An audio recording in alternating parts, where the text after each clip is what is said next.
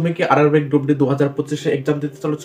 তুমি কি RRB group ডির ফর্ম ফিল আপ করেছো? যদি ফর্ম ফিল আপ করে থাকো এবং পরীক্ষা দেবে, তাহলে ভিডিওটি তোমার জন্য। প্রথম থেকে শেষ পর্যন্ত দেখবে, ভিডিওতে অনেক গুরুত্বপূর্ণ তথ্য বলে যাব। স্টাডি প্ল্যান কেমন হওয়া উচিত, কোন কোন বই পড়লে তুমি অন্যদের থেকে তুলনামূলকভাবে একটু এগিয়ে থাকবে, এবং সেফ স্কোর কত এবং স্কোরিং সাবজেক্ট কোনগুলো, সমস্ত কিছুই এই ভিডিওতে থাকবে। তাহলে প্রথমে আসবো সেফ স্কোর। তোমরা জানোই 100-র মধ্যে পরীক্ষা হয়, 90 মিনিট সময় থাকে। যদি সিলেবাসটা একটু বলি, সায়েন্সে থাকবে তোমার 25, ম্যাথে থাকবে 25, জিআইতে থাকবে 30 এবং জিকে অ্যান্ড কারেন্ট অ্যাফেয়ার্স থাকবে 20। এই টোটাল 100 নম্বরের মধ্যে পরীক্ষা হবে। ঠিক আছে, 100 নম্বরের মধ্যে তোমাকে 70 থেকে 80 নম্বরের মধ্যে থাকতে হবে আউট অফ 100। অর্থাৎ তুমি যে জনে ফর্ম ফিল আপ করো না কেন, 100-র মধ্যে 70 থেকে 80-র মধ্যে যদি স্কোর রাখতে পারো তোমার, তাহলে এই আরআরবি গ্রুপ ডির চাকরিটি নিশ্চিত হবে। তবে আমি এটা জেনারেলদের ক্ষেত্রে বললাম। এসসি এসটি তুলনামূলকভাবে এর থেকে অনেক নম্বরই কম হবে, বা 5 থেকে 10 নম্বর কিন্তু এর থেকে নিচে থাকবে এসসি এসটিদের ক্ষেত্রে। তবে আমি বলবো তোমরা প্রত্যেকে এসসি এসটি ওবিসি জেনারেল, তোমরা প্রত্যেকে 100-র মধ্যে 70 থেকে 80 নম্বরের মধ্যে নাম্বারটা রাখার চেষ্টা করবে। তাহলে প্রথমে গেল সেফ স্কোর। এবার আসবো স্কোরিং সাবজেক্ট। আমি অনেক কিছু বলবো, বুক লিস্ট বলবো, এবং আগামী 6-7 মাসের স্টাডি প্ল্যানটা কেমন হওয়া উচিত সমস্ত কিছু বলবো, ভিডিওর শেষ পর্যন্ত থাকবে। এবার আসবো স্কোরিং সাবজেক্ট। স্কোরিং সাবজেক্ট কোনগুলো? তোমাকে ম্যাথ খুব ভালোভাবে প্র্যাকটিস করতে হবে, ম্যাথ এবং জিআই। কারণ ম্যাথ আর জিআই যে ভালোভাবে শিখো, এখানে ভুল হওয়ার চান্স কম আছে। 30 এবং 25 কত হলো? 55। 55-র মধ্যে তুমি 55 পেতে পারো, কিন্তু জিকে এবং সিএ 20 আছে, এই 20-র মধ্যে 10 পাওয়া অনেক টাফ। কারণ জিকের এরিয়াটা অনেক বড়, এবং কারেন্ট অ্যাফেয়ার্স তোমাকে বিগত 2 বছরের কারেন্ট অ্যাফেয়ার্স পড়ে যেতে হবে। অর্থাৎ এই 20 নম্বরের মধ্যে 10 তোলাও কিন্তু টাফ। কিন্তু তুমি ম্যাথ এবং জিআই যদি ভালোভাবে প্র্যাকটিস করো, তাহলে এখানে কিন্তু 55-র মধ্যে 55 পেতে পারো, 55-র মধ্যে 55 পেতে পারো, এবং সায়েন্সে 25-এর মধ্যে 20 পেতে পারো যদি ভালোভাবে পড়ো সায়েন্সটা। এবার সায়েন্সের জন্য কোন বইগুলো পড়বে আমি তোমাদেরকে বলবো, পশ্চিমবঙ্গ মধ্যশিক্ষা পর্ষদের বর্তমান সিলেবাসের যে ক্লাস 9 এবং 10-এর বই আছে, লাইফ সায়েন্স এবং ফিজিক্যাল সায়েন্স, এই দুইটা বই একদম প্রথম পাতা থেকে শেষ পাতা পর্যন্ত প্রতিটা লাইন, প্রতিটা ওয়ার্ড একদম ভালোভাবে তোমরা পড়ো। এই দুইটা বই, অর্থাৎ 9-এর দুইটা বই লাইফ সায়েন্স এবং ফিজিক্যাল সায়েন্স, এবং ক্লাস 10-এর দুইটা বই লাইফ সায়েন্স এবং ফিজিক্যাল সায়েন্স, এই 4টি বই যদি ভালো করে আয়ত্ত করতে পারো, এখান থেকে তোমরা সর্বোচ্চ স্কোর করতে পারবে, 25-এর মধ্যে 20 নম্বর তুলতে পারবে। তবে ফিজিক্সের এবং কেমিস্ট্রির যে ম্যাথামেটিক্যাল প্রবলেমগুলো হয়, 7-8টা ম্যাথামেটিক্যাল প্রবলেম থাকবে, সেগুলো কিন্তু সলভ করতে হবে তোমাকে। সেজন্য তোমাকে বাড়িতে প্রচুর পরিমাণে প্র্যাকটিস করতে হবে। তো সায়েন্সে 25-এর মধ্যে 20 তোলা কিন্তু সম্ভব, এবং ভালোভাবে প্র্যাকটিস করলে 25-এর মধ্যে 25 পাওয়া সম্ভব। কোনো কিছু কিন্তু অসম্ভব নেই, তোমাকে পড়তে হবে, সেই লেভেলে তোমাকে পড়াশোনা করতে হবে, তাহলে সবকিছু সম্ভব। তাহলে ম্যাথ এবং জিআই 55-র মধ্যে মনে করো 50 ধরলাম আমি, এবং সায়েন্সে 25-এর মধ্যে কত? 20।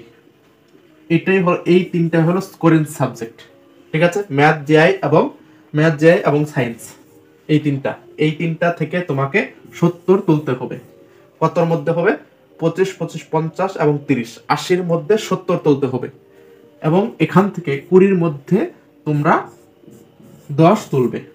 নেগেটিভ করা যাবে না। যদি নেগেটিভটা কম করো, তাহলে তোমার অ্যাকুরেসি লেভেলটা বাড়বে, এবং সেখানে যখন নর্মালাইজেশন হবে, তোমার অ্যাকুরেসি লেভেলটা যদি হাই থাকে, তুমি নর্মালাইজেশনে তোমার নাম্বারটা অনেক বেড়ে যাবে। সেজন্য নেগেটিভটা একটু কম করবে, পারলে নেগেটিভ করবে না। যতটা পারবে ঠিক ততটাই করবে, নেগেটিভটা একদম কম করবে, কারণ নেগেটিভ কম করলে অ্যাকুরেসিটা হাই থাকে, এবং অ্যাকুরেসি হাই থাকলে তোমার নর্মালাইজেশন নাম্বারটা অনেক বেড়ে যাবে। ঠিক আছে, তাহলে 50 × 70 এবং 10 কত হলো 80। এই 80কে টার্গেট করো, 100-র মধ্যে 80 নম্বর টার্গেট করো, তাহলে তোমার এই আরআরবি গ্রুপ ডি চাকরিটা নিশ্চিত হয়ে যাবে। তাহলে স্কোরিং সাবজেক্টগুলো। এবার বুক লিস্টের সায়েন্সের বললাম ক্লাস 9 এবং ক্লাস 10 এর লাইফ সায়েন্স এবং ফিজিক্যাল সায়েন্স ভালো করে পড়ো, তাই হয়ে যাবে। ম্যাথের জন্য তোমরা যে কোনো একটা বই কিনে নিতে পারো, সুবীর দাস বা আর.এস. আগরওয়ালের, যারা বেঙ্গলি ভার্সনে পড়বে বেঙ্গলি ভার্সন কিনবে, এবং যারা ইংলিশ ভার্সনে পড়বে তারা ইংলিশ ভার্সনে কিনে নেবে। ঠিক আছে, আর.এস. আগরওয়াল অথবা সুবীর দাস। তবে আমার মতে আর.এস. আগরওয়ালের নতুন একটা এডিশন এসেছে, সেই বইটা কিনে নিও।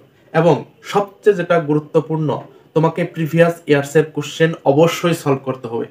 যদি প্রিভিয়াস ইয়ার্সের কোশ্চেনগুলো প্র্যাকটিস করো, সেখান থেকে হুবহু কমনও পেতে পারো, অথবা তোমার ধারণা হয়ে যাবে কোন ধরনের অঙ্ক আসছে। সেইভাবে তোমরা বাড়িতে প্র্যাকটিস করো।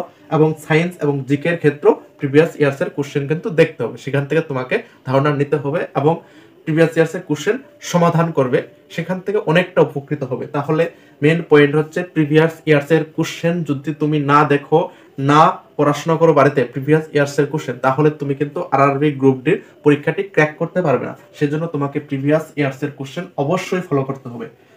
তাহলে বুক লিস্ট গেল। এবং জিআই এর জন্য সুবীর দাসের বইটা কিনে নিতে পারো, বেঙ্গলি ভার্সন বা ইংলিশ ভার্সন। এবার আসবো স্টাডি প্ল্যান। কেমন স্টাডি প্ল্যান হওয়া উচিত আগামী 6-7 মাস?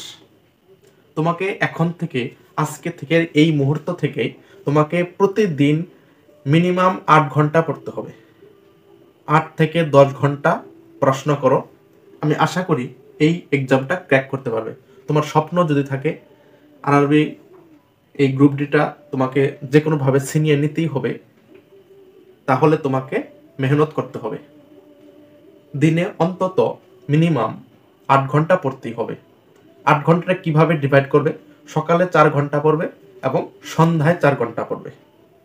সকালে 4 ঘন্টা এবং সন্ধ্যায় 4 ঘন্টা, তাহলে টোটাল 8 ঘন্টা হয়ে গেল। এবং দুপুরে 2 ঘন্টা সময় নিয়ে বিগত বছরের কোশ্চেনগুলো অ্যানালাইসিস করবে, বা টেক্সট বুকে একটা সাবস্ক্রিপশন নিয়ে নেবে, সেখানে বিগত বছরের অনেক কোশ্চেন পাবে। তোমরা সেই কোশ্চেনের সেটগুলো এক্সাম দিতে পারো। বিগত বছরের এনটিপিসি 2021 সালে হয়েছিল এবং 2022 সালে আরআরবি গ্রুপ ডি হয়েছিল। তবে আরআরবি গ্রুপ ডির এক্সামের কোশ্চেনগুলো বেশি সলভ করবে, তাহলে একটা ধারণা পাবে। কারণ এনটিপিসিতে সায়েন্সের কোশ্চেন বেশি থাকে না, সায়েন্সের থেকে 7-8টা কোশ্চেন থাকে। তবে আরআরবি গ্রুপ ডিতে নির্দিষ্ট করে বলে দিয়েছে যে সায়েন্স থেকে 25 নম্বর থাকবে। সেজন্য তোমাকে কিন্তু আরআরবি গ্রুপ ডির কোশ্চেনগুলো ভালো করে ফলো করতে হবে। তারা কোন ধরনের কোশ্চেন রিপিট করছে বা কোন ধরনের কোশ্চেন দিচ্ছে এক্সামে, এটা তোমাকে একটা ধারণা নিতে হবে।